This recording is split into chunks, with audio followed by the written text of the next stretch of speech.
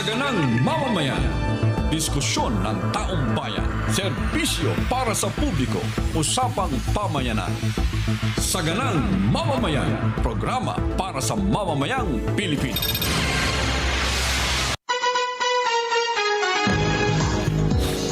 Ngayon po ay Lunes. Uy, Lunes na naman pala ha. Masayang Lunes po sa inyong lahat. Masayang Lunes, Nelson. Masayang Lunes, Jen. Masayang Lunes sa lahat ng ating mga kababayan. Sa panig ng mundo kayo naroroon. Ngayon po ay 9 de Pebrero. Hindi lang sa Mandaluyong, kundi pala, sa no? Pilipinas. Di ba, may street dyan, 9 de Pebrero. Ano ba importansya ng 9 de Pebrero? Hindi ko alam. Wala lang. Tinawag lang siguro ganun, no?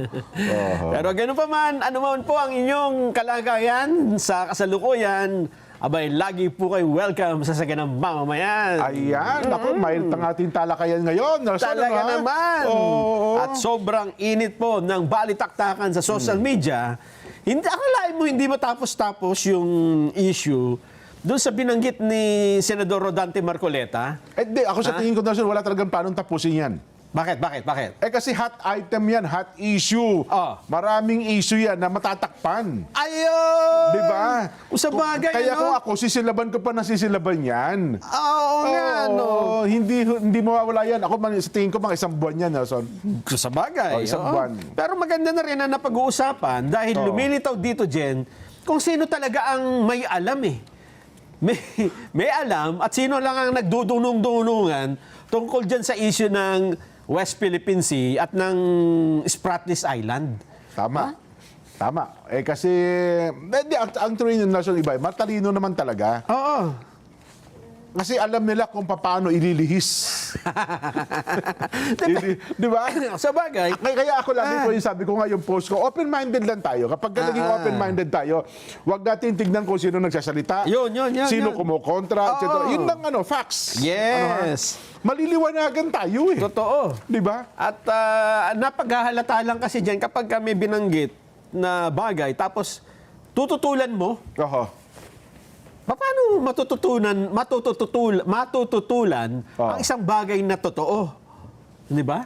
Eh, Halimbawa, oh. yung palang Kalayaan Group of Islands, yung KIG, mukhang ngayon lang nalaman ng marami na ito pala ay nasa labas ng ating exclusive economic zone. Oo. Tama. Kasi matagal na nating alam na atin talaga yan. Oo. Meron tayong barangay doon at may munisipyo doon. May munisipyo nga Yes, eh. oo. Kaya lang, hindi mo matututulan ang katotohanan na ito ay lagpas ho sa itinakdang 200 nautical miles na exclusive economic zone ng Yes. Pilipinas. Kasi yung nasasabi, high seas na po yan eh. Kaya ito, Pilipinas, tapos nandito yung KIG. Yung gitna, hindi naman atin eh. Hindi, oo. Dinadaanan tayo. Kaya yung high seas, doon nga yung presensya ng China eh. Pwede duman doon, ha? Teka lang, nasa bago mo tuloy yan ha, maganda yan ha. Ngayon, mainit na pinagtatalunan ang parang part 2 sa Senado ngayon. Aha. At alam ba sino tumitindig ngayon? Sino? Senador Alan Peter Cayetano. Okay. At ang ginigisa din niya, Senador Kiko Pangilinan. Aba. Ang usapin pa rin doon sa West Philippine Sea. Aba. Di ba nung nakaraan ay si Senador Marcoleta nakipagdebate? Oo. Ano ha? Hapyawan lang natin. No? So, medyo Sige, maganda lang sige, ito. sige. Maganda lang ito. At sige nga, ito. Mainit din kami tatalakayin ni Nelson, pero mainit din po yung balitaktakan ngayon sa Senado. Ha? Ito, mukhang nagagalit si Senador Alan Cayetano eh. Sige. May hinahasa eh. Sige nga, Senado, tignan natin. And the discussions in this August hall. But anyone can add and subtract if it's general. So which statements are we talking about so that we in the minority, in the opposition, can be able to debate? That's why I started out today by simply saying, pagdating sa South China Sea, sa West Philippine Sea, nagkakaisa tayo, magkakasama tayo. Atin ito, ipaglaban natin to.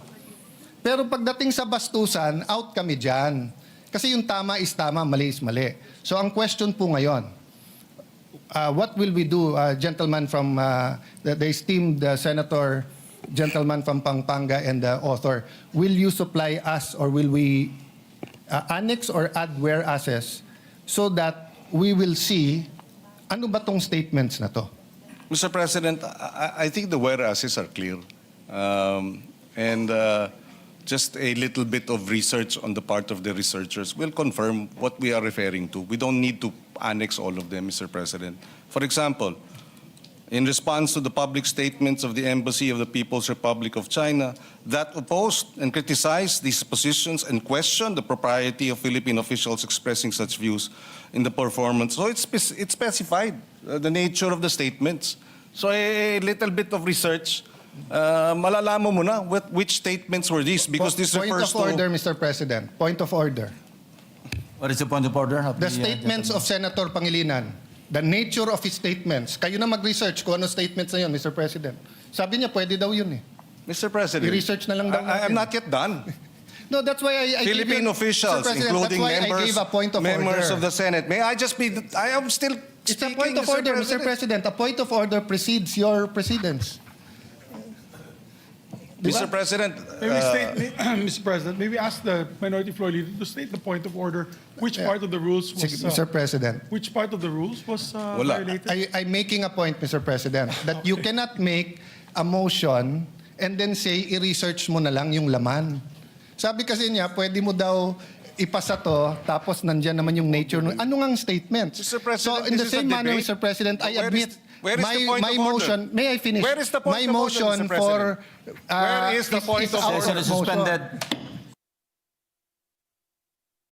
Sinasabi natin. Sabi sa'yo, mainit eh. Sabunutan na kayo.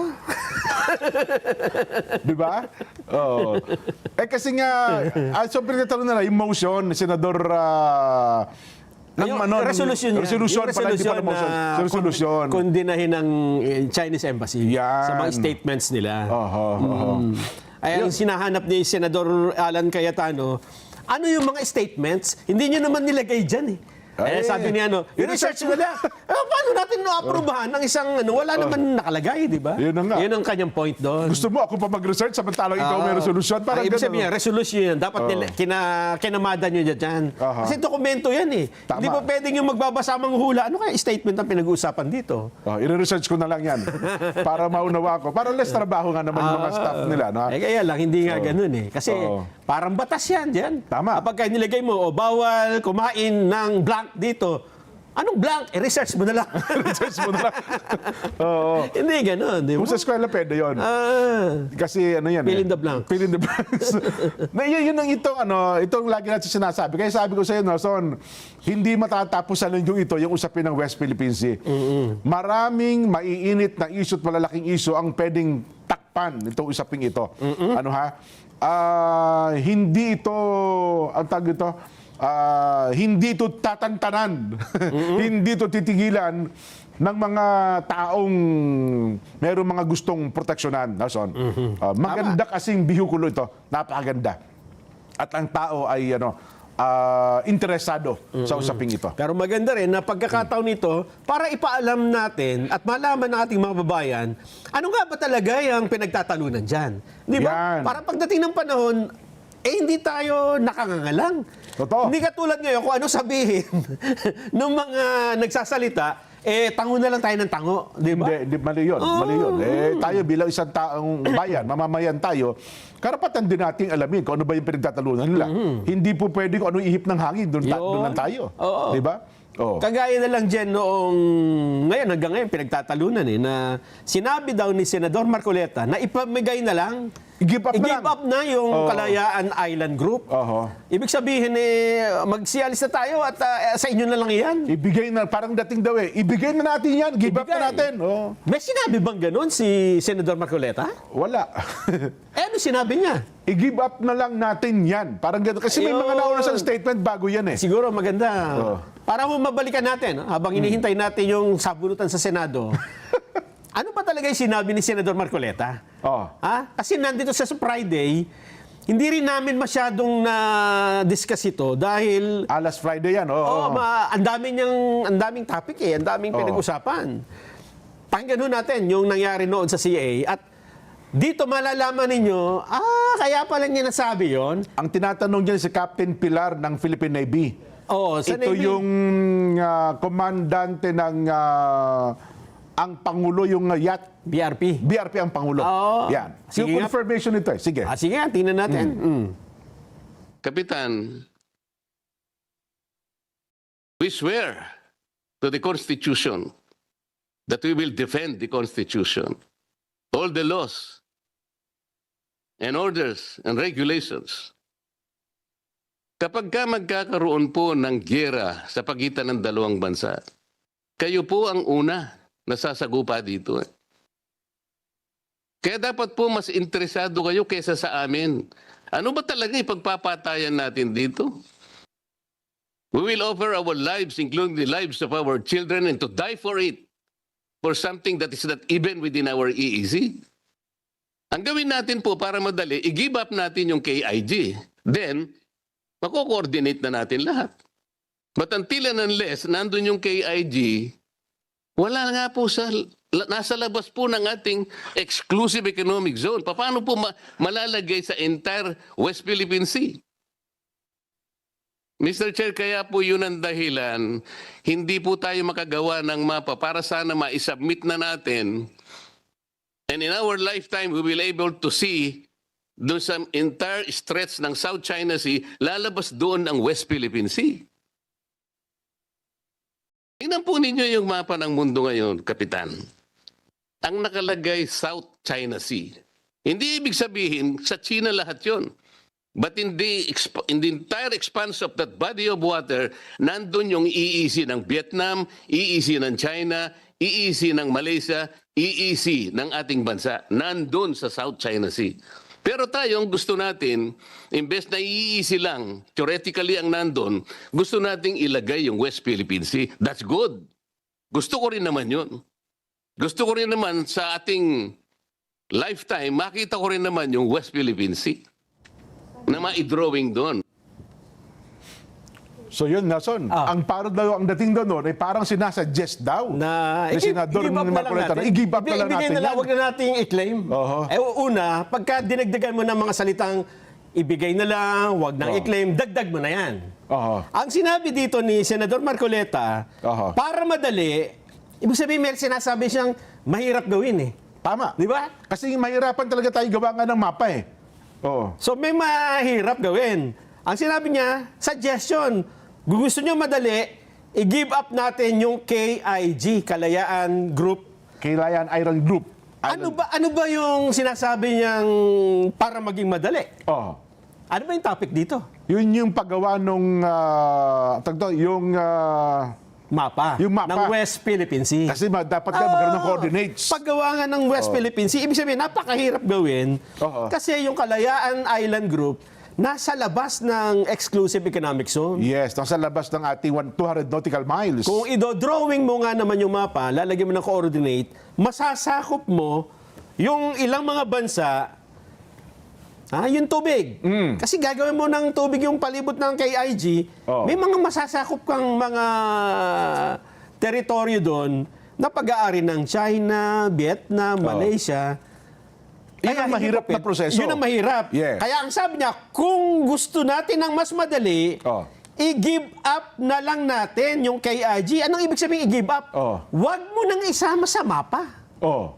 Pero hindi ibig sabihin hindi na sa atin. Kasi may paliwanag pa siya sa baba, Jen. Oo. Tingnan mo yung mapa ng mundo. Yung nakalagay sa South China Sea. Oo. Hindi ibig sabihin sa China lahat yun. Yes. Ibig sabihin, kung kahit hindi mo tawaging West Philippine Sea, yung dagat sa palibot ng Kalayaan Island Group, Atin talaga yon. atin pa rin yun. Pilipinas pa rin yon. Para lang mapadali ang pag-drawing ng West Philippine Sea, wag mo na lang isama yung KIG. Oho. Yun ang kanyang sinasabi. Oho. At hindi, Yun ang madaling proseso. hindi yung umuwi na tayo, mag-alisa na tayo, inyo na yan. Hindi. Oho. Mapa lang po ang pinag-uusapan, pag-drawing lang. Hindi mo kasi pwede i-give up yun. Una, may munisipyo tayo doon eh. Oo. May mga Pilipino nandun eh. May mamamayan tayo doon May eh. nakatira na. Tsaka tayo po ang occupant dun. Yes, atin ang Oo. occupant na yun eh. Sa batas ng... 1957 nata yun. Oo.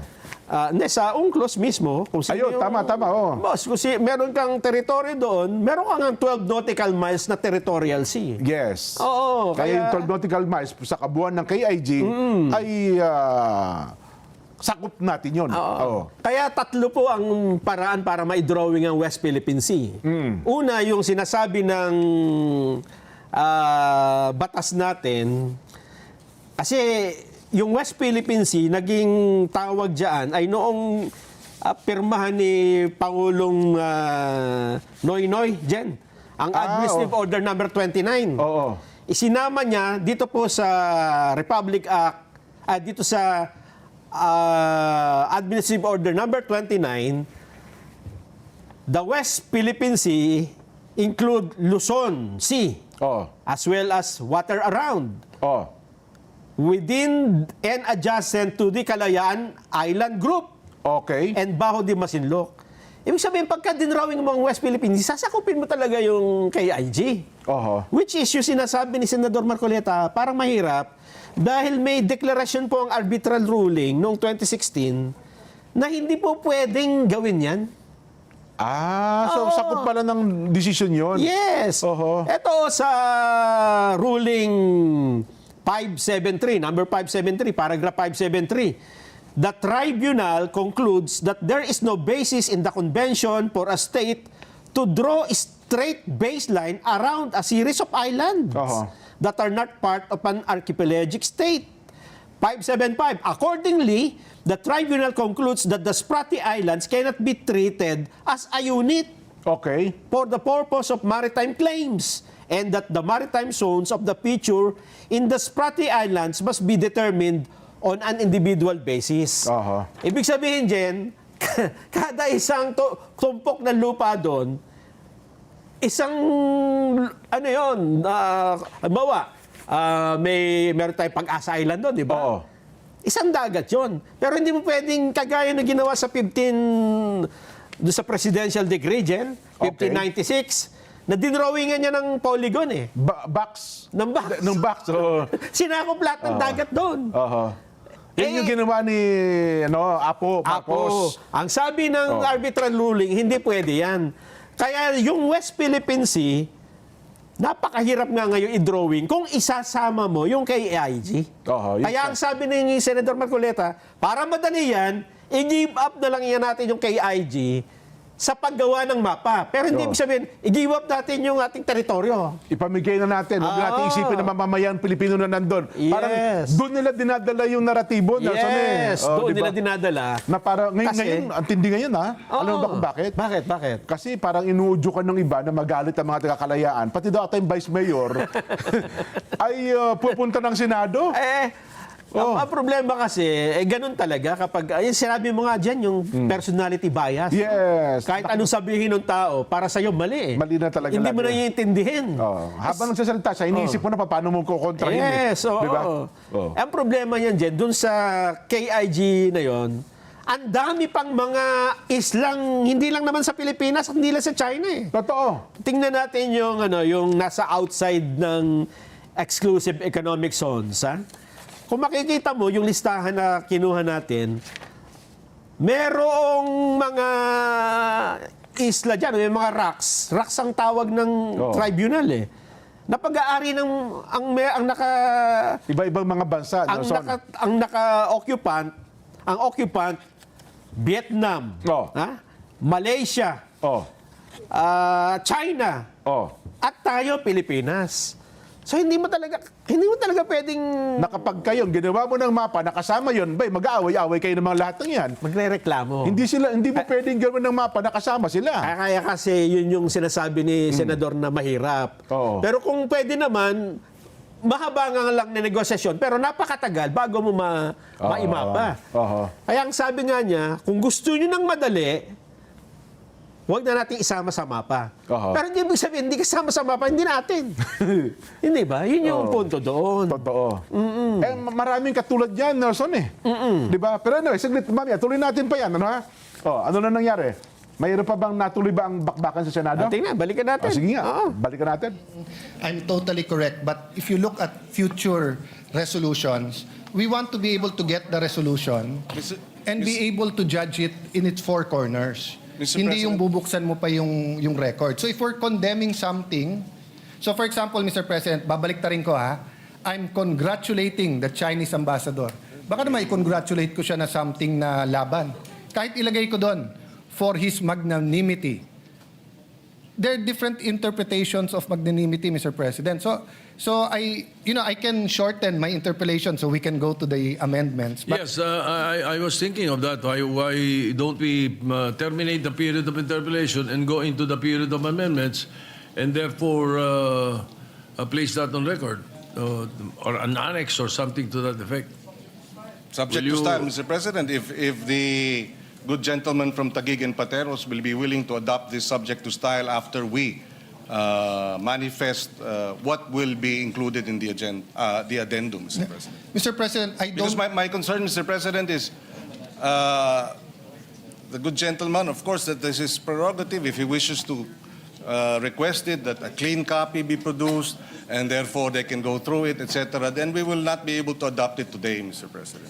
Maybe not even tomorrow, I don't know, because there might be another reason for Mr. us not to President. adopt it, Mr. President. All right, Mr. Senator. President, this is not a bill, it's a resolution. So, the clean copy, we've done it before on the screen. Yeah, we can do that. Wala naman second, third reading, Mr. All right. President. In fact, I'm offering to shorten my interpellation. Interpellation. I just All right. have one or two questions about the whereas clause and the resolution clause, Mr. President. Then, but Mr. President, it's not personal and it's not about this topic. It's really about proper order in the resolution. Mas maganda isang bunutan ng resolution. We know what we're condemning. Yes, Mr. President, and we appreciate the points raised by the good minority leader, just as I hope he appreciates that this is the third request to postpone the matter in terms of voting. So I hope he understands we'd like to vote on this matter already. Yeah. Mr. President, not to prolong, but why is there a request to postpone? Because we requested a hearing. And it's very interesting, Mr. President. Ang tinatch pa lang natin, Commodore Tariela, ang tinatch pa lang natin is kung may latches or tinatch pa lang natin certain things, Mr. President. Wala pa nga tayo dun sa territory at saka sovereign rights eh. Di ba? So in the view of the minority, we're not actually delaying, it's speeding it up by discussing it here. Because if you ask me, I'd rather we have a hearing on it. And again, to put it on the record, Mr. President, magkakampi tayo pagdating po sa West Philippine Sea, South China Sea, Mr. President. The chairman of the Committee on Foreign Affairs, the Honorable Tulfo, asked for a ceasefire. And I can see his two hats. As a senator, gusto niyang sagutin in the strongest manner the Chinese ambassador and embassy. But as the chairman of the Committee on Foreign Affairs, he has to have another hat, which is to look at the economic, the cultural, the tourism, other things, Mr. President. So, hindi to pabilisan na mapasa ngayon because rest back nga ito ng Senado eh. So if it was an argument between Senator Risa, Senator Kiko, and the Chinese embassy, but if it's an argument between the Senate and the Chinese embassy, this escalates it, Mr. President. That's why I'm a little bit cautious on that. So if I have an argument, let's say, with the embassy of Israel or with Iran, same example, puno ng mangga, nag-aaway kami ni Senator Majority Leader, no? And kampi siya sa kanya yung isang gobyerno at nag-away kami. Once I file the resolution, Mr. President, mabigat kahit na ito'y tinatawag lang na sense of the Senate. It's the Senate as an institution eh. So now the Chinese embassy has to deal with that all the way up their chain to the foreign minister, to the member of Politburo in charge of foreign affairs, to the president. So if the Chinese government does the same, it doesn't end to our ambassador. It goes to our foreign secretary. It goes to President Bongbong. So that's the reality there, Mr. President. But I don't intend to delay this or I intend to exhaust the discussion, Mr. President. Yes, Mr. President, we understand the point raised by the good minority leader, except that, like I said, this has been postponed upon the request of this good senator 3 times already. So that's why I hope he understands when I am appealing to him that hindi natin minamadali ito. Kung minadali natin ito, dapat hindi 3 postponement na pumayag tayo. In good faith, Mr. President. Mr. President, iba lang definition namin minamadali. Kasi kung may hearing to, mas tatagal pero malalim ang discussion natin. Having said that, I understand where the senator is coming from dahil siya po ang may kasagutan. No? Thank you, Mr. President. Can I go to the point of the whereas clause that talks about the official duties and functions, no? So is it the official duty of Commodore Tariela to come out with a caricature against the Chinese president? May we know what whereas clause you're pertaining to? What number in the first page? The second one, Mr. President, the Philippine officials, including members, Senate, House, and other government, made pronouncements on matters affecting national security, maritime interest in the lawful performance of their official duties and functions. So, Mr. President, I've monitored yung kay SND, sa DND. I agree with some iba may question, kulang ako sa info. So hindi ko na tinanong yon. And when SND speaks, he's the alter ego of the President. But when Commodore Tariela speaks, I want to know, is that for the task force? Is that for DFA? Is that for the Office of the President? Or is that for the Coast Guard? Because, Mr. President, official duties and functions, yun precisely ang tanong parate sa Department of Ministries of Foreign Affairs, kung official o hindi. And usually we answer. So eto bang mga caricatures na to ay kay Commodore Tariela lang? Or eto ba ay official policy natin? Yes, Mr. President, my understanding is the statement issued and the caricature that was presented was undertaken during a Track 2 event in St. Benilde's. Track 2 would be a informal academic discussion, Mr. President.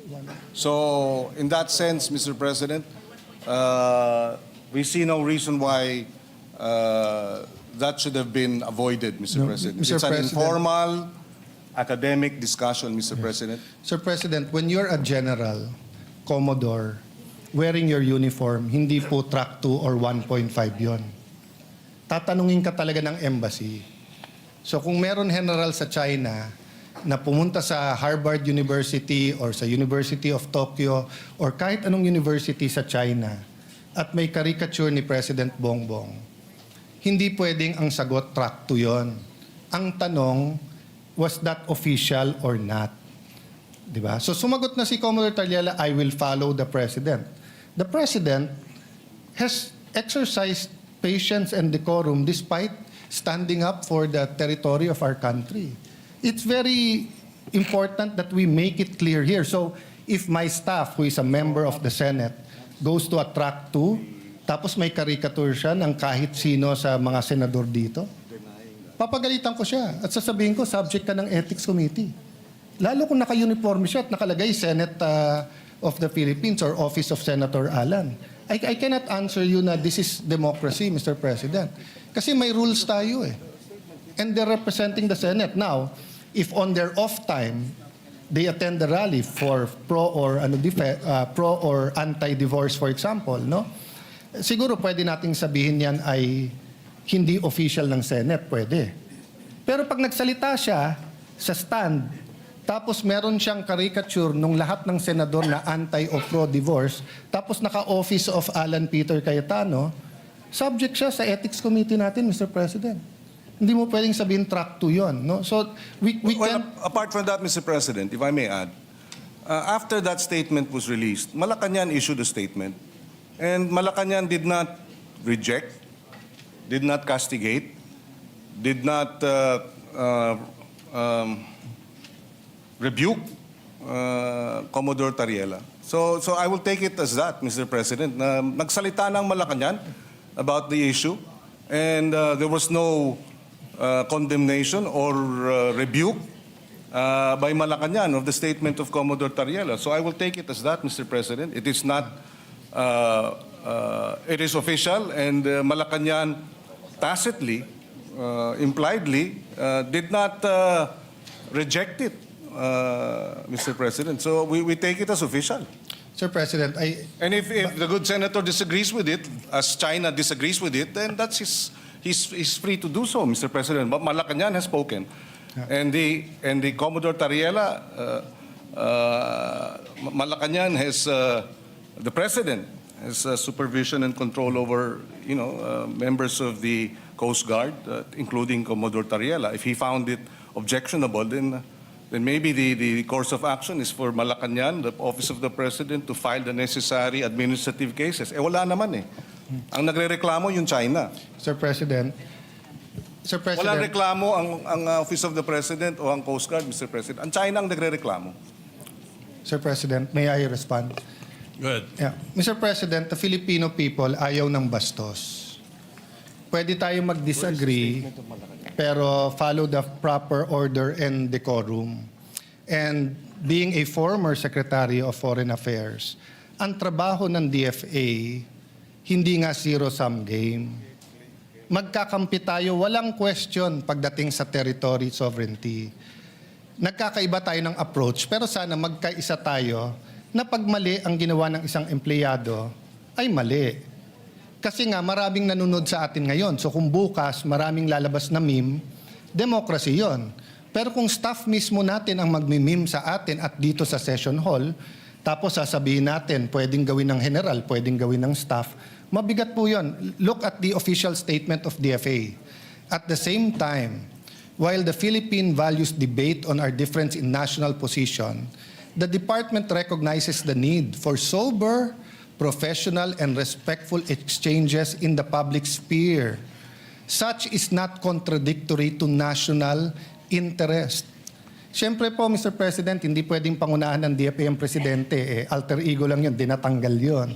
Exactly. Pero hindi exactly, Mr. President. Nanginginig ngayon, nag-cringe ang mga taga-DFA kung sasabihin natin track 2 yan o track 1.5 at nag-cringe sila pag sinabing ang general ay pwedeng mag-caricature ng leader or flag ng ibang bansa.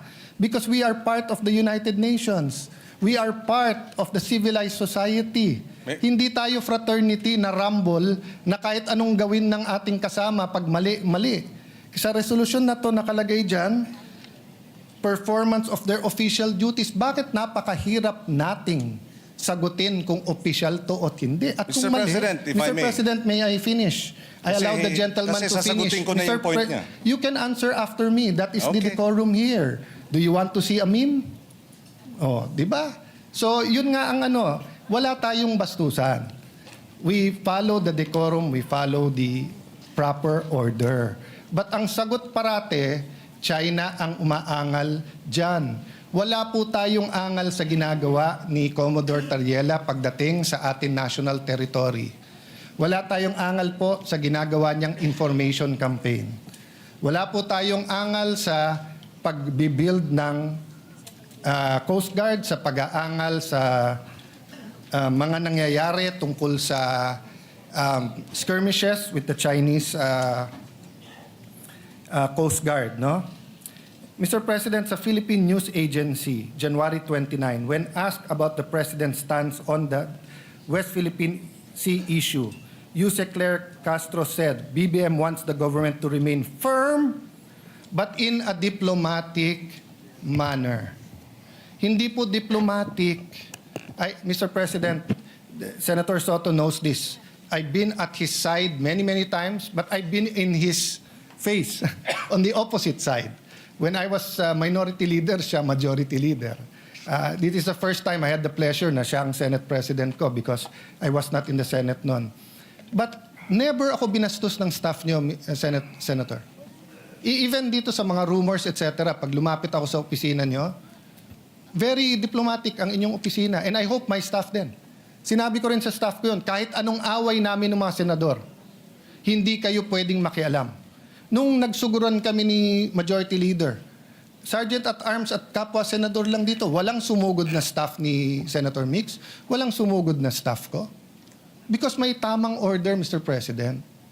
So ang problema, maraming nanonood sa atin, hindi natin, bakit ba napakahirap sabihin na Commodore Tariela, 99.9% ng ginagawa mo, tama. Pero medyo sumobre. Medyo naging over-eager ka. Eh, hindi lang si President Xi yun simbolo ng China yun. Di ba? So yes, we're mad about their propaganda, we're mad about their threats, we're mad about what's happening, etc. But you don't want it to be an all-out debate about everything under the sun. You want talks on tourism. You want talks on OFWs. There's also hundreds of thousands of Filipinos in Hong Kong, in Macau, and kahit undocumented, marami din sa Shanghai, meron din sa Beijing. Di ba? So, we want that level of civility. Yun lang naman ang tinatanong.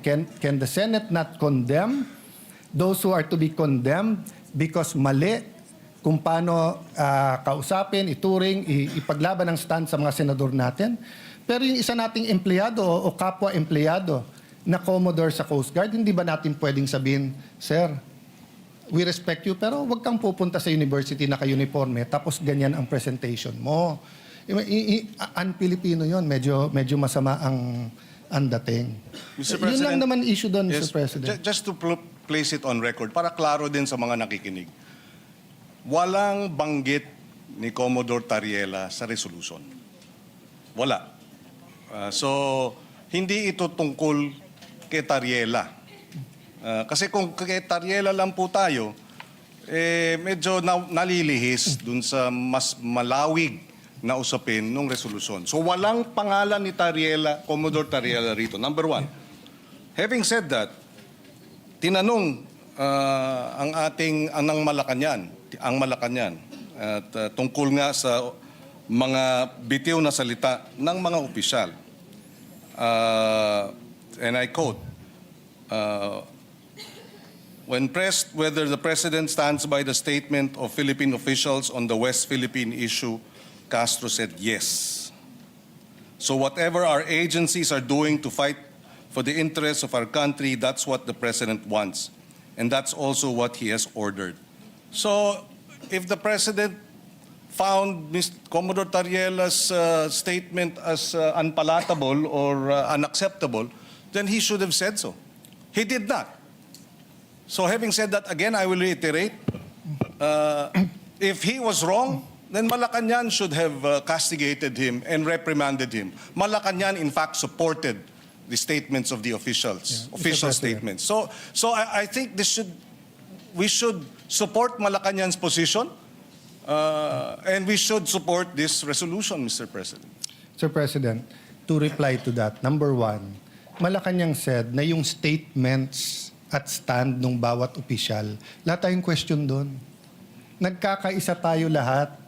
Lahat tayo nagsasabing atin to. Whether we mean atin to in terms of territory or whether we mean sovereign rights.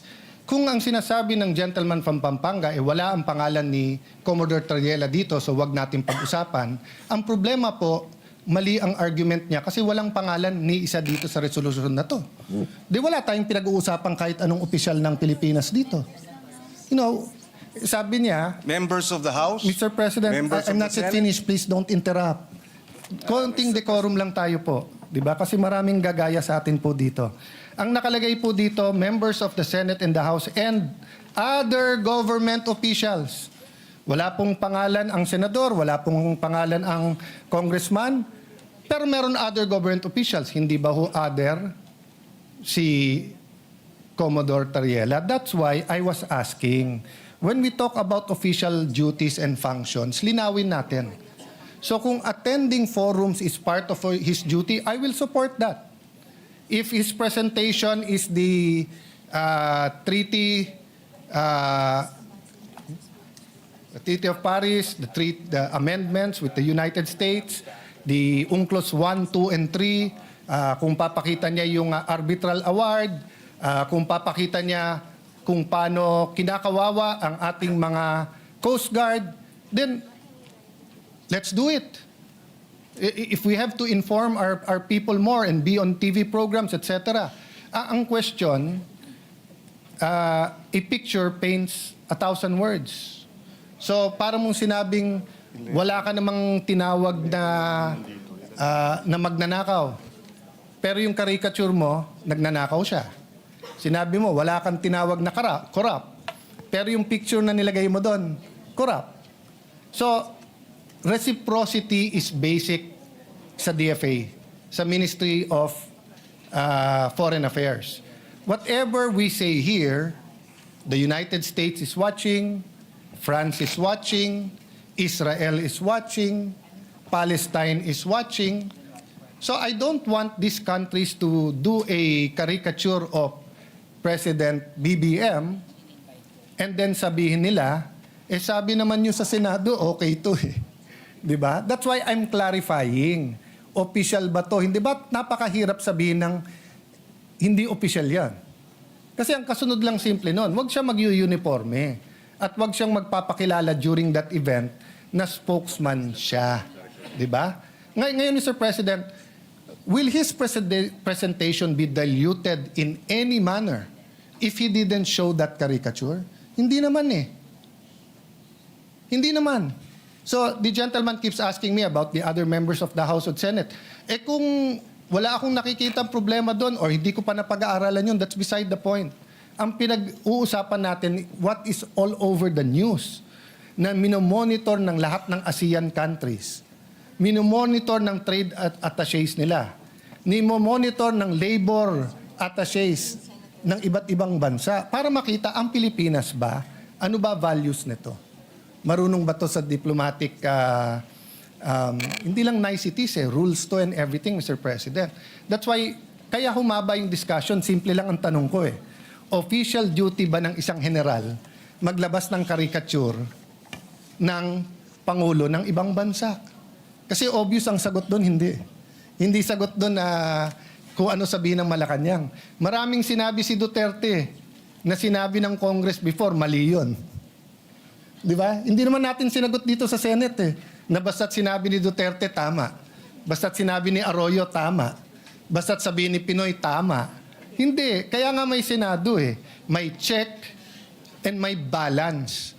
So pag yung isa sumobra, pag sumobra Supreme Court, may check. Pag sumobra Congress, may check. Pag sumobra ang executive, may check. Second, you have to look at the character, demeanor of not the office of the President, but the President himself. The President himself, hindi niya style to call out employees in public. Hindi niya style yun na ikaw tama, ikaw mali, di ba? But everyone knows na mali na tirahin mo yung Pangulo ng isang bansa with caricatures na naka-uniforme, general ka pa. So, can you imagine, Mr. President? I'll give you an example.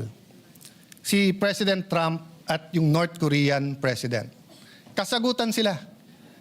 They went to name calling. So tinawag ni President Trump na rocket man. Sumagot din si Kim Jong-un, no? Walang problema yun, Mr. President, kasi official yon. Kasi pag ginawa ng Pangulo in international affairs, susunod na yon. So kung may mga opisyal ng gobyerno na sinunod si Trump at tinawag siyang rocket man, which I think the White House spokesperson, I'm not sure the Secretary of State if they followed, but then nung nagkaroon ng meeting sa Singapore at nagkamayan sila at umiba yung asta ni President Trump, he was still firm, he still drew the red line, but hindi na niya ina-Alaska ang Pangulo ng North Korea. You expect na everyone beneath him toes the line. Sa atin, nakita nyo naman po, kumakamay. Lumapit ang Pangulo. What's that, APEC or ASEAN, di ba? Just so that ma-communicate, may dispute tayo pero neighbors tayo. Di ba? Para ma-dispute, walang personalan to. For whatever purpose, I admired President Marcos for going near the Chinese president. And then may general ka, ganito nangyayari, tapos hindi kayang sabihin ng Senado, mali.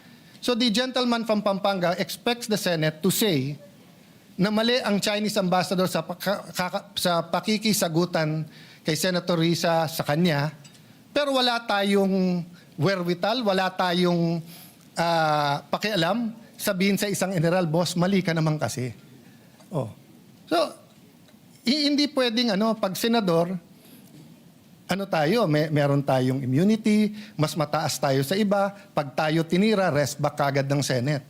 Pero kapag ka-general, tama naman yung 99% niyang ginawa. Kaya yung 1%, sabihin na lang natin, official din yon. Simple lang po tanong ko eh.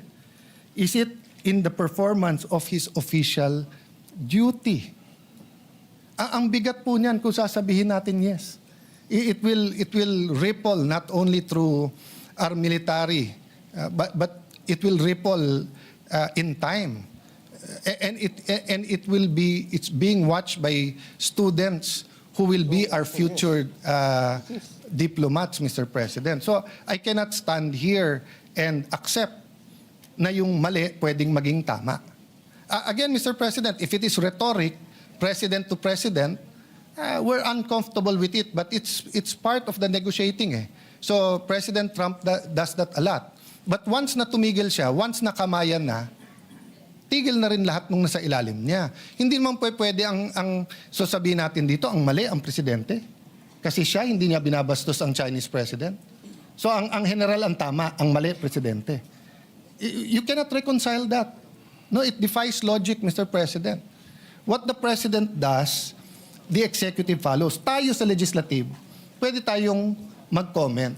Pwede tayong mag-resolution katulad para kung ano ang tama at mali. That's why, Mr. President, I want to know, sino-sinong official ba to? Sa Senate, sa House, sa interest nila. Kasi yung DND, medyo klaro yun. Nakita ko yung mga statements, etc. And yung DND, mismong si SND ang nagsasalita. So in behalf of the President yon. So kung gustong i-correct ng Presidente yon, i-correct niya. Hindi naman spokesman ng Presidente ang nakikipagdebate doon eh. Hindi naman spokesman ng DND. At sagutin man nila, sinabi na ni DND, yun din ang stand niya eh. Eto po hindi. At yung DND po, despite my agreement or disagreement with the Secretary of National Defense, I haven't seen anyone in the DND come out with caricatures of generals of the opposing side or of the president of the other side. Our generals are officers and gentlemen. Is it too much to ask that yung pagiging officer and gentleman sa AFP, PNP, BJMP ay ganun din sa Coast Guard natin? Is it too much to ask a gentleman from Pampanga? Masyado bang malaking ask yon na, boss, paglaban mo Pilipinas pero wag tayong bastusan? Well, because the gentleman from Taguig finds it unacceptable, Mr. President, and therefore that is his position. We do not find that unacceptable, Mr. President, under the circumstances, particularly because China, for the longest time, has been aggressively, illegally encroaching on what is ours. So if these statements are taken in isolation, perhaps I might be able to understand where the good gentleman is coming from, but it's not taken in isolation. It's not just Commodore Tariela's statement. It is, and the remarks of the Chinese embassy towards and reaction to his statement. It's also what the Chinese embassy has attacked the senators, congressmen, Mr. President. And if I may add again, this is not just an issue of Commodore Tariela. Let's not minimize the issue.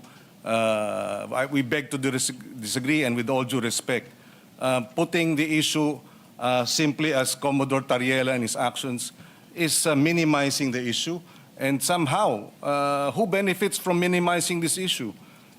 China, Mr. President. The good senator may not be his intention, but Mr. President, from this point, from this perspective, from this representation's perspective, minimizing the issue, disregarding or taking it in isolation, and isolating Tariela's actions from the insults and the unparliamentary language of the embassy, threatening our men in uniform, Mr. President. Parang biglang hindi na pinag-uusapan lahat ng mga pang-iinsulto, pananakot ng China dahil andito tayo naipit sa pagdepensa ni Commodore Tariela at kanyang mga kilos. I hope the good senator gets a broader or looks at it in a broader perspective, Mr. President. Mr. President, sino ho nagmi-minimize? Siya po ang nagmamadali. Ayaw niya mag-hearing. Kung magkakaroon ho ng hearing, lahat ho ng issues, yung sinabi ng DND, yung ginagawa po sa Ayungin or sa BP Sierra Madre, yung pong ginawa po sa Scarborough Shoal, Aquino administration, Duterte administration, Marcos administration, yung pong hinanakit ng ating mga Coast Guard sa nangyayari sa kanila araw-araw, sa mga nasa Pag-asa Island po, sa kakulangan po ng pondo. Lahat po yun madidiscuss natin. Paulit-ulit po ang gentleman from Pampanga na parang ako may kasalanan na pinag-uusapan po si Senator Tariela, tinamad po sila na ilagay ang mga pangalan ng mga opisyal na sinasabi nila sa resolusyon. Kaya malinaw naman ang tanong ko, sino-sino tong mga opisyal? Ang alam ko lang si Commodore Tariela. Tapos sasabihan niya ako, I'm minimizing. Tapos babasahan niya ako ng paano mga taga-DND, paano para bang hindi ko sila kinakampihan. Bulok na yung style na yan eh. Yan yung style na pro-China, anti-China, pro-Philippines, anti-Philippines, no? Paulit-ulit na tayo dito, magkakampi tayo pagdating sa territory ng ating bansa. Magkakampi tayo pagdating sa sovereign rights ng ating bansa. May I ask this question? When the military decided to pave the way, to build a runway sa Pag-asa Island, was there any objection by any department in our country at that time? Well, Mr. President, with all due respect, Mr. President, I think we have exhausted Mr. President, this do we debate. have closure here? No, Mr. President, but I Mr. no President, longer would like to No, on one hand, Mr. President, respond sabi niya, to further miniminize ko. questions, Mr. Nung President. nagtatanong naman ako ng ibang opisyal, ayaw naman sagutin. Sino nagmi-minimize? Mr. President, I have the floor. Mr. President, point of order. I have the floor, and I would like to manifest that we believe this has been exhausted. For 2 weeks, Mr. President, we have debated this, and I think we have ventilated the issue enough, and it is time for a vote, Mr. President. I will no longer yield to questions, Mr. President. Mr. President, Majority Leader. Mr. President, before that, can I just reiterate my question? Go ahead. Kung hindi niya sasagutin, imamanifest ko lang yung sagot sa sarili kong tanong. Ang tanong ko po sa kanya, nung sinabi ng military, ganyan na nangyayari sa West Philippine Sea, lagyan na natin ng runway, ayusin na natin ang Pag-asa. Meron ba pong mga opisyalis ng kahit anong departamento sa ating bansa na registered a negative vote and advised the military not to do it? If the good senator doesn't want to answer that, I will answer it. Mga taga-DFA. Ang sabi ng mga taga-DFA, during the time, this was the time of President Aquino, it will weaken our case.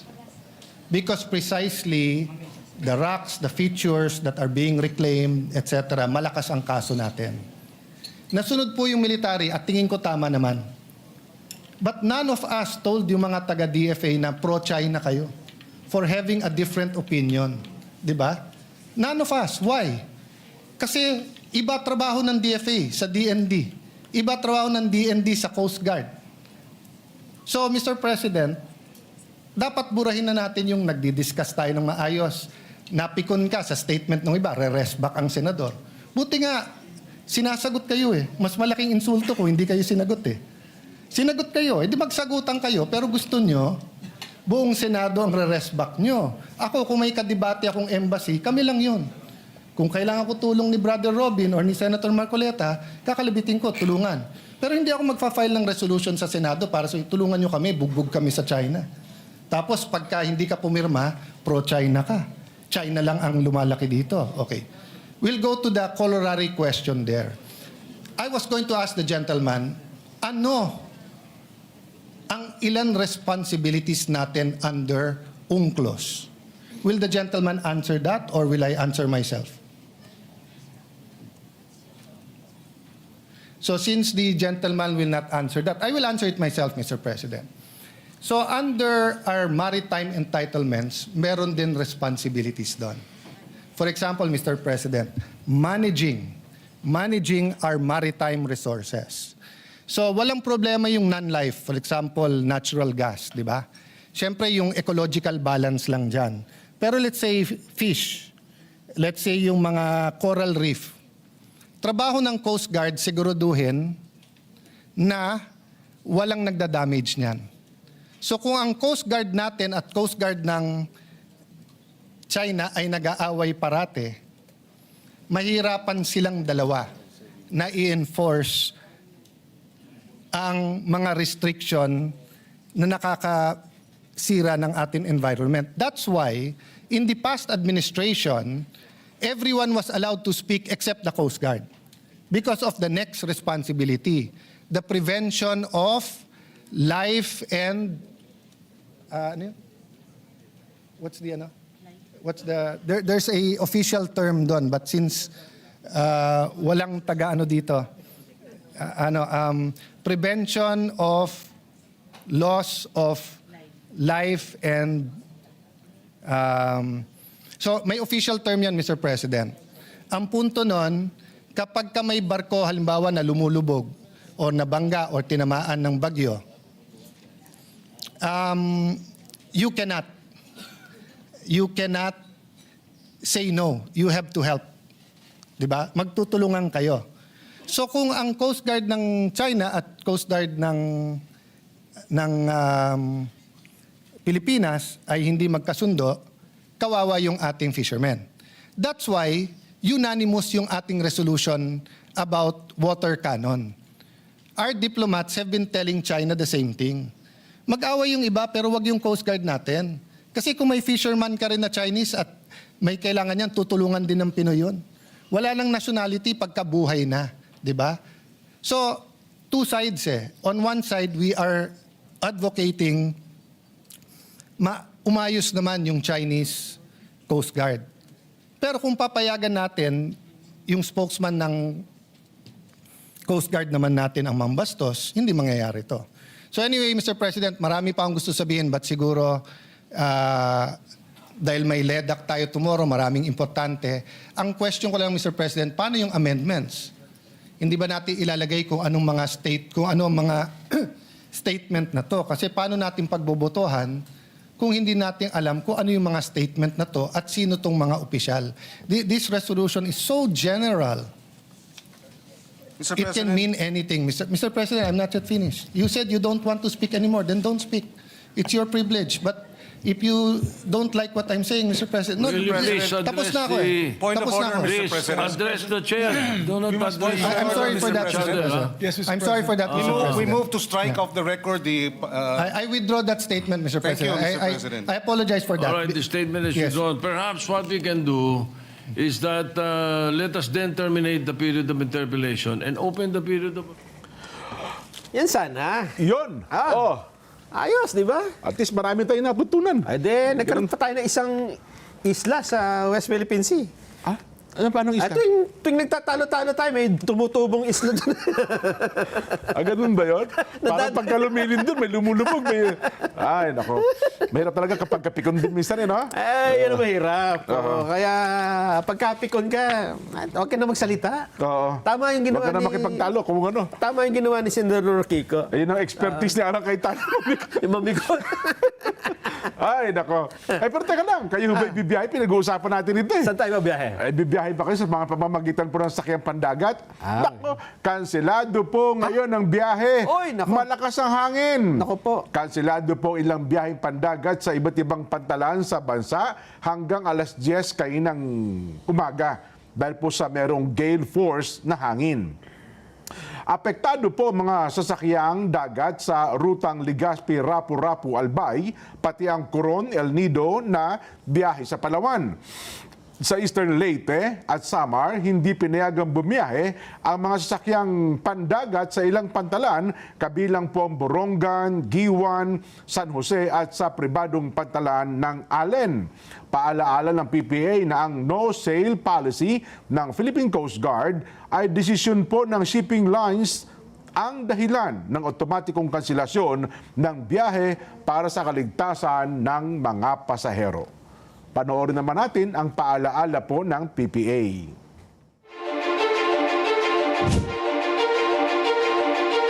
The Philippine Ports Authority, or PPA, is the nation's premier maritime agency, steering the course of progress through the archipelago's vital ports and harbors.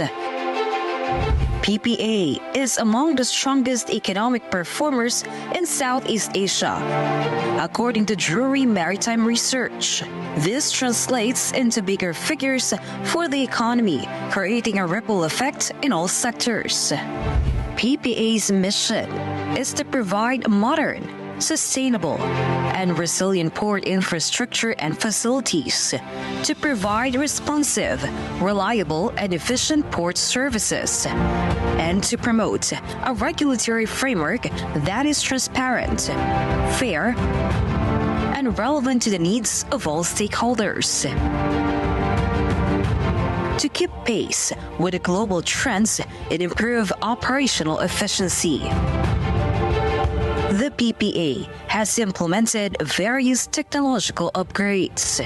Mas maganda lang pong bumiyahe ngayon sa ating mga pantalan dahil nakita naman po natin mas madali na, mas convenient para sa lahat. Lahat po ito ay bahagi ng ating pagsasaayos ng ating mga pantalan para na rin po sa matagal ng hinahangad o nire-request ng mga pasahero natin na gawing mas maganda at mas kaaya-aya po yung mga pantalan natin, lalong-lalo na po yung mga terminal para po sa lahat. Legasiya po nating lahat ito na tayo ay makakaalala so many years from now na tayo po ay naging bahagi ng pagpapaunlad po dito sa pantalan.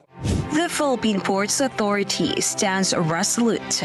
Its mandate, vision, mission, and transformative projects, setting the course for a maritime future that resonates on a global scale. Philippine Ports Authority, linking the Philippine Islands to the world. Salamat po, PPA. Magbabalik pa ang Saganang Mamamayan.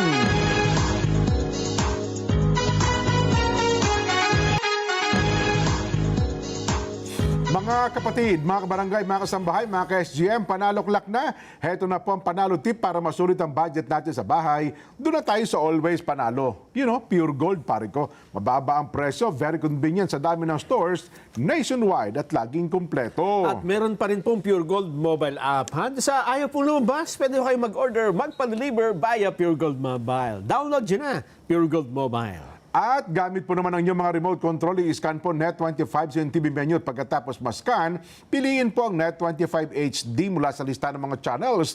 Let's net together na sa panonood ng mga programa, lalong-lalo na po ng Saganang Mamamayan. Ayan. Report tayo. Patuloy ang epekto daw po ng shear line sa Eastern Visayas dahil dito nakakaranas na ng malakas na pag-ulan sa Samar, Eastern Samar at Leyte. Rose Metran magbabalita. Rose! Patuloy ang epekto ng shear line sa Eastern Visayas ayon sa 2 p.m. bulletin ng Pag-asa. Makararanas na malakas na pag-ulan ang Samar, Eastern Samar at Leyte na maaaring magdulot ng pagbaha at landslides sa mga vulnerableng lugar. Dito sa probinsya ng Leyte ay nasa ilalim ito ng orange rainfall warning dahilan ng automatic class suspension alinsunod sa DepEd Order No. 22 Series of 2024. Sila rin ng pamahalang panlalawigan ng Northern Samar ang class sa lahat ng antas ngayong araw dahil sa patuloy na malakas na ulan.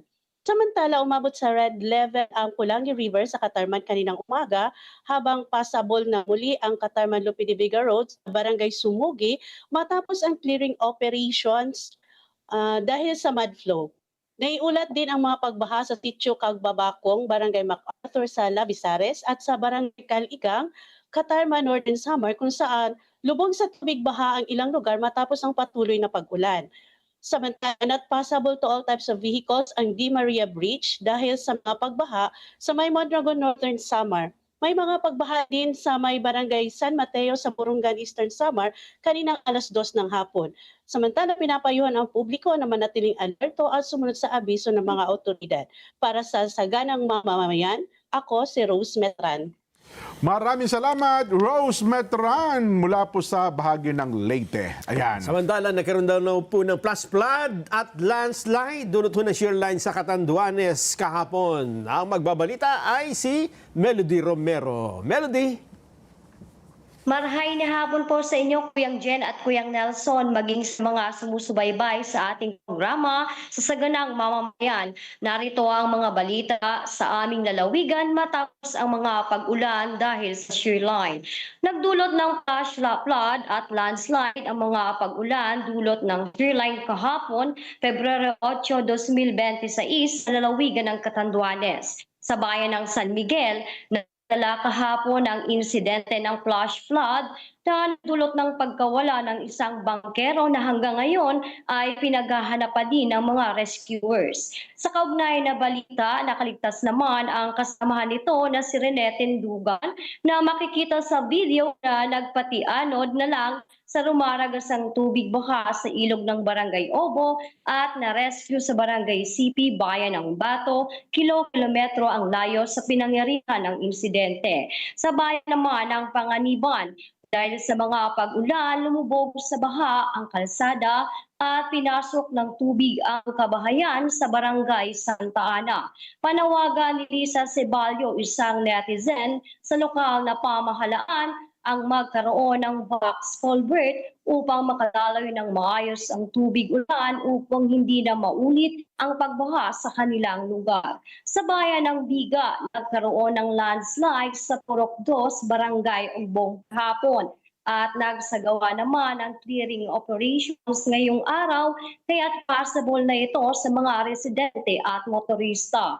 Sa binahaging video ni Tricia May Salvador Vecina sa bayan ng Bagamanok, makikitang hanggang baywan na sa tubig baha ang naranasan ng mga residente sa Barangay Sagrada.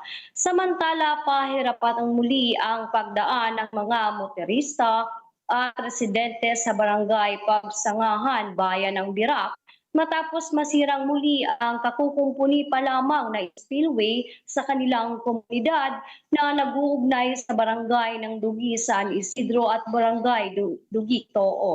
Umapaw din ang tubig sa kalsadang ng barangay Hikning sa bayan pa rin ng Birak. Mula sa Birak, Catanduanes, Melody Ceballo Romero para sa Ganang Mamamayan. Salamat na marami, Meldy Romero, mula po sa bahagi ng Catanduanes. Ingat kayo dyan, ano ha? Naku, Nelson, alam mo, ang tindi ng shift ng mga storya ngayon, ano? Ay, pero ang ating katalagahan ng panahon, mukhang sinishift pabalik. Ayun nga. Di ba? Oo. Wala pa yung Basilan dyan, yung report sa Mindanao. Yes. Ito, Bisaya at Bicol lang ito, ha? Yung sa baha, ano? Oo. Kahit na anong gawin natin na pagliligaw sa tao ng issue, kung anong dapat nating pag-usapan, hindi ho mawawala. Babalik at babalik pa rin. Bumabalik eh. Ang paghahanap natin, sino ba? Sino ba talaga ang may pakana ng flood control scandal? At meron ba talaga mapapanagot dyan? Ano? Yes. Mukhang ang ano ngayon, Nelson, ibahin na talaga ang naratibo. kwentuhan, Iba na ang kwentuhan. Oo. Kasi ang tao, tayo ugaling Pilipino, Nelson, ito naintindihan natin, kung ano yung mainit na issue, doon tayo eh. Na madali natin nakakalimutan yung ibang mga issue na dapat napagtutunan ng pansin.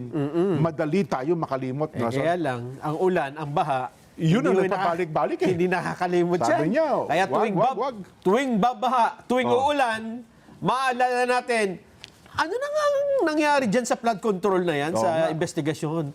Sino na nga ba ang... Akala ko ba may mga makakasuhan at may makukulong? Yun na nga. Kurang ang mga kinasuhan ay sa ibang kaso dyan eh. Mukhang... Hindi yan yung mga pinag-uusapan sa Senado. Ay, nako.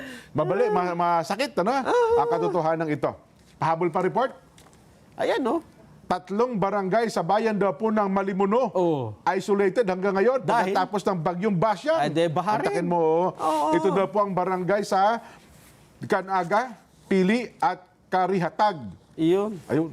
I-report pala ni James Juanite. Maradyaw na hapon, James. Yes, maradyaw na hapon, Jen. 3 barangay sa bayan ng Malimuno ang isolated pagkatapos ng bagyong Bastian. Ito ay ang Canaga, Pili at Karihatag. Wasak ang daan sa Sitio Tamulayag, Barangay Pili na siyang nag-uugnay sa Barangay Karihatag, Malimuno, Surigao del Norte. Gumagawa ng temporaryong daan na yari sa kawayan ang mga tao para sila makarating sa kanilang nais puntahan. Hindi na rin passable sa malalaking sasakyan ang steel bridge sa Barangay Kanaga. Nasira ang foundation ng tulay, nawasak ang lupa dahil sa malakas na agos ng tubig baha. Hindi pa naibabalik ang supply ng kuryente pagkatapos ng bagyong Basyang at walang maayos na komunikasyon. Nangangamba na ang mga residente na posibleng maubusan ang mga nagtitinda ng tubig, pati supply ng bigas at iba pang panindang pang-araw-araw na kailangan ng tao.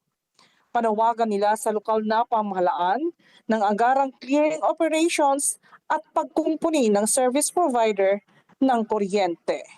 Dito sa Surigao del Norte, James Juanite, para sa Saganang Mamamayan. Salamat ng marami, James Juanite. Nako, naso ituloy pa nga natin. Ano, ha? Kasi dito, mayroon akong mga nakikita, mga features dyan sa paligid, particular sa may West Philippine Sea, Nelson. Ano, ha? Ito nga, ipinakuha mo pala, no? Ano-ano ba yung mga features na nasa loob ng ating 200 nautical miles, Nelson? Meron ka bang listahan dyan na? Pero meron, hindi natin pag-aari. Meron bang ganon? Sa exclusive economic zone. Sa exclusive economic zone natin? Ito yung pinag-aawayan natin, Jen. Oho. Ito yung disputed. Dahil nasa loob nga siya ng exclusive economic zone natin. Oo. Ang problema, ang naka-occupy ay China.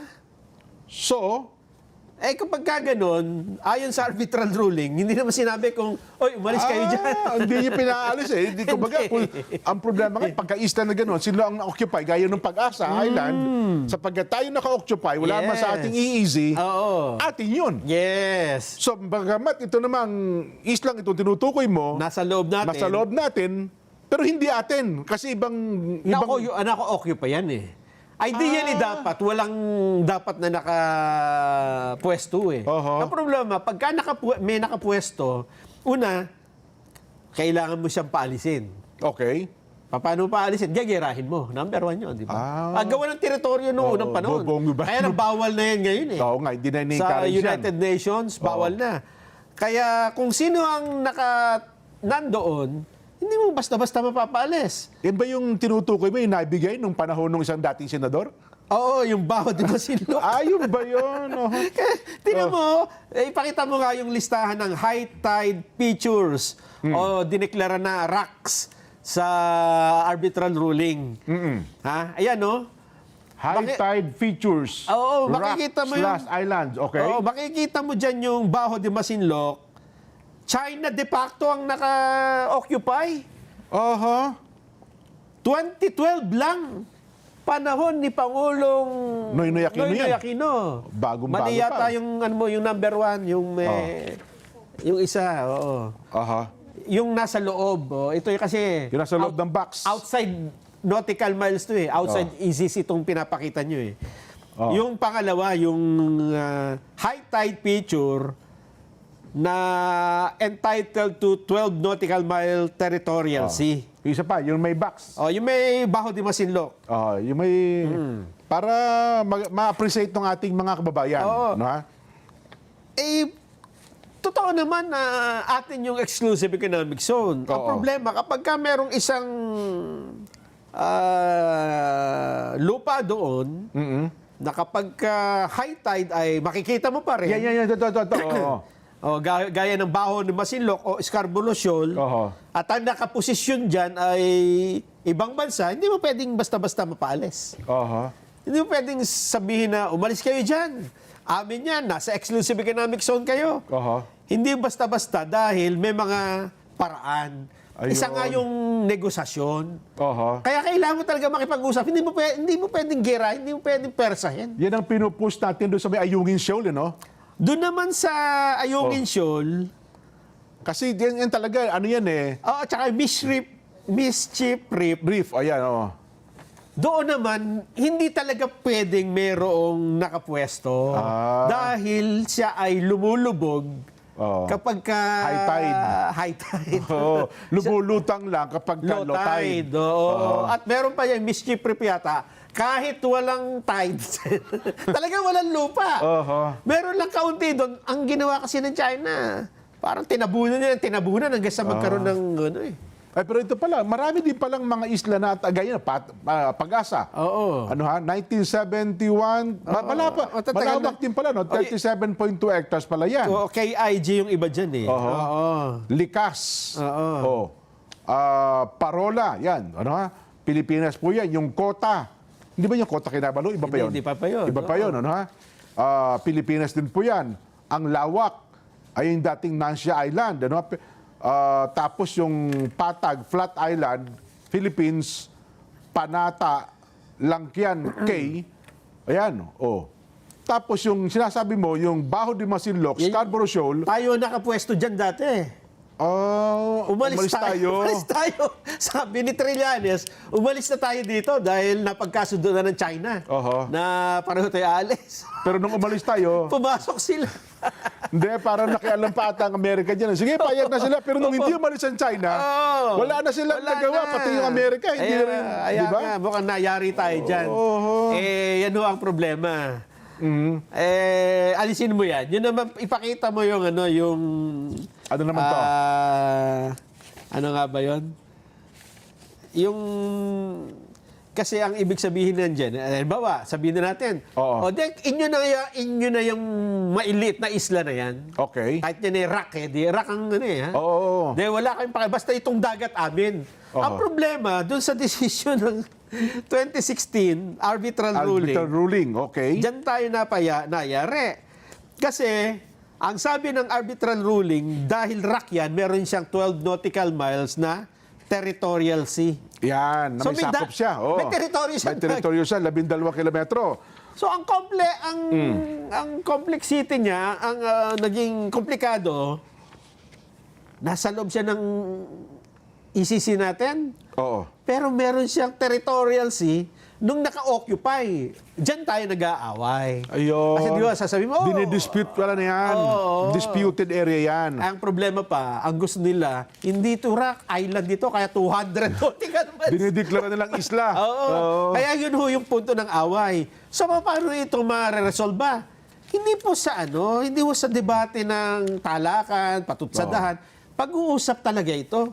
Ayun. Kasi ginagawa naman ito doon sa iba pang mga isla ng Vietnam, ng Malaysia. Yung Vietnam, tsaka di ba, yung China, nag-away pa talaga. Mayroon pa atang namatay pero nanindigan ng Vietnam. At saka pinagkasundoon talaga nila. Ayun. Hindi po pwede talaga dito ng anuhan lang, yung social media lang.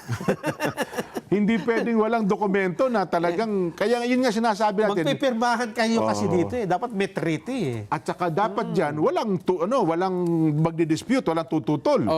Di ba? Ngayon, paano mo ma-encourage ang isang dayuhan na nandun sa bansa mo, na siya naka-occupy, na makipagkasundo sa'yo, kung inaaway mo, di ba? Pareho kayo nag-aaway.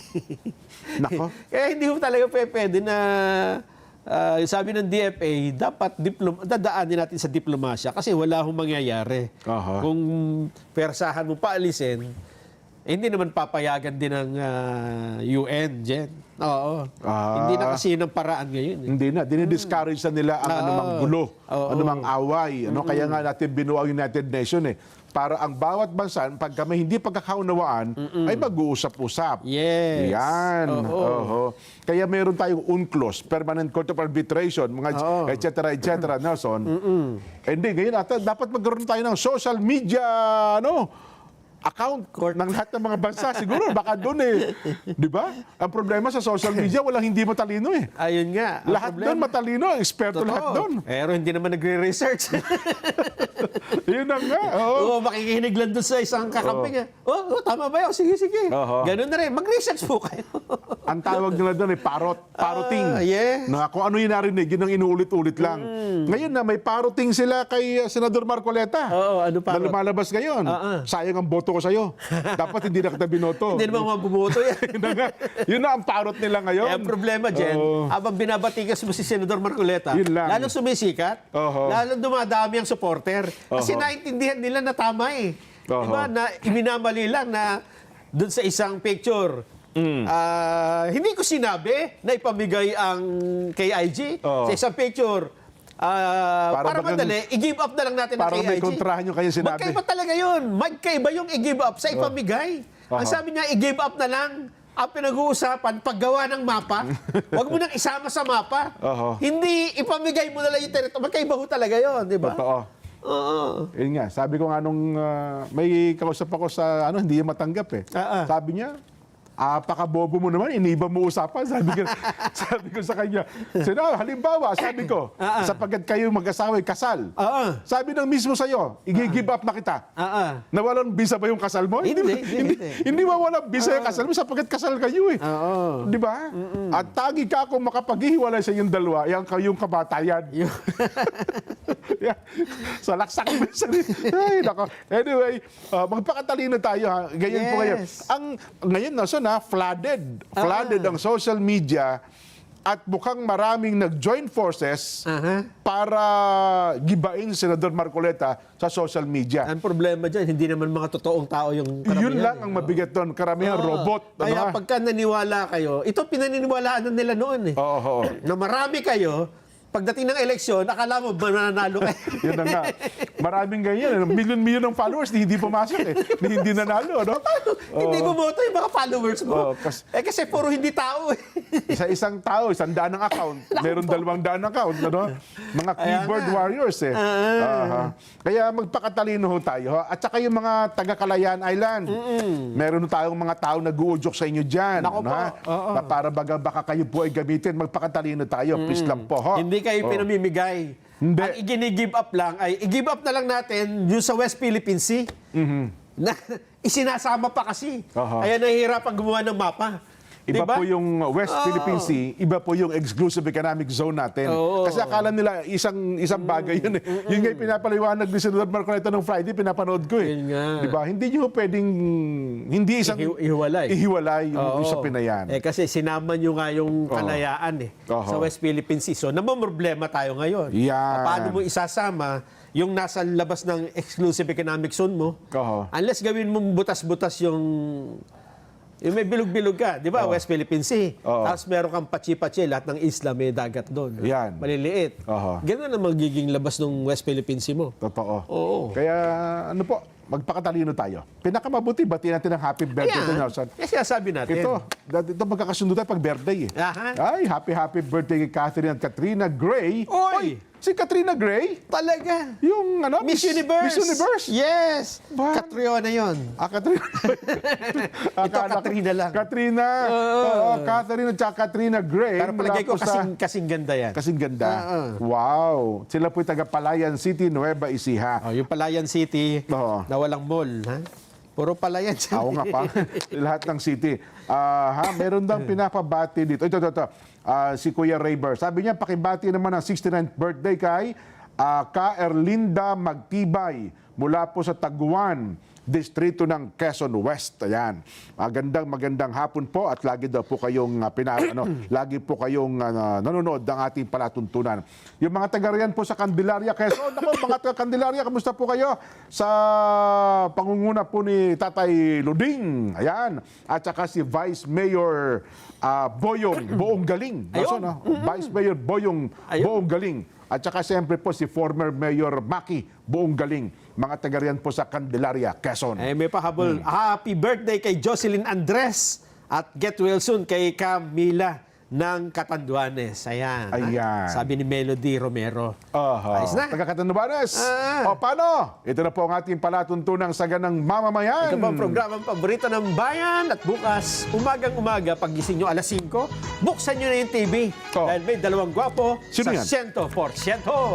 Bye!